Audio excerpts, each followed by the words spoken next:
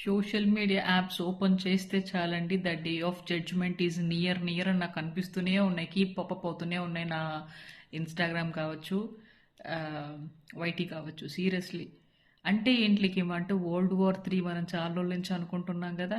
World War III త్వరలో రాబోతుంది. అది ఒక్కసారి వచ్చిందనుకోండి, World War III వచ్చిందా మొత్తం మన డేటా మొత్తం వైప్ అప్ అయిపోతుందంటండి. ఇంటర్నెట్ ఏం ఉండదు. ఇంటర్నెట్ తీసుకోండి, డబ్బులు తీసుకోండి, మొత్తం డిజిటల్గా మనం యూజ్ చేసే ఏ విషయమైనా మొత్తం బ్లాక్అవుట్, డిజిటల్ బ్లాక్అవుట్ అయిపోతుందంట.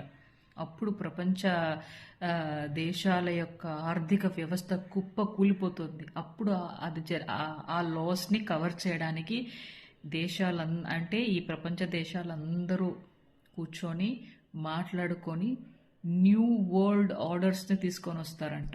ఇదే ప్లాన్. మరి ఇది ఎప్పుడు ఎగ్జిక్యూట్ చేస్తారు అనేది మనకు తెలియదు. బట్ సూన్, త్వరలో జరగబోతుంది డిజిటల్ బ్లాక్అవుట్. ఏమి డేటాలు ఏమి దొరకవు. ఇంటర్నెట్, మనం దాచుకున్న డబ్బు ఏమి ఉండవు. మొత్తం శూన్యం. మళ్ళీ న్యూ వరల్డ్ ఆర్డర్స్.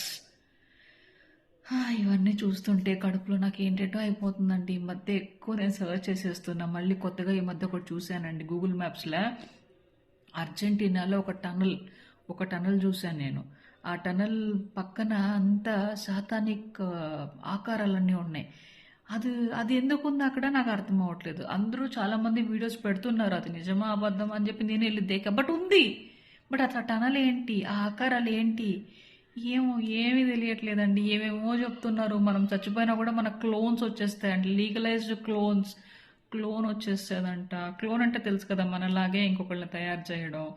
ఏమేమో చెప్తున్నారు. చావే ఉండదంట. చచ్చిపోయే వాళ్ళను కూడా ప్రిజర్వ్ చేసి పెడతారంట, పెద్ద పెద్ద వాళ్ళని. ఎందుకంటే ఆ చావు కనిపెడతారు కదా, డెత్తే లేకుండా కనిపెట్టినప్పుడు వీళ్ళని మళ్ళీ బ్రతికించుకోవచ్చు అని ప్రిజర్వ్ చేసి పెడతారంట బాడీస్ని. ఏమేమో చెప్తున్నారండి ప్రిడిక్షన్స్. వింటేనే భయం వేస్తుంది. అంతలోగా నాకు తెలిసి మహా అంటే ఇంకా 2030లో 6G రాబోతోంది. మిగిలింది మనకి 4 సంవత్సరాలు, అంటే 3 సంవత్సరాలు ఉన్నాయి గట్టిగా. ఈ సంవత్సరం అప్పుడు 2 నెలలు అయిపోతున్నాయి.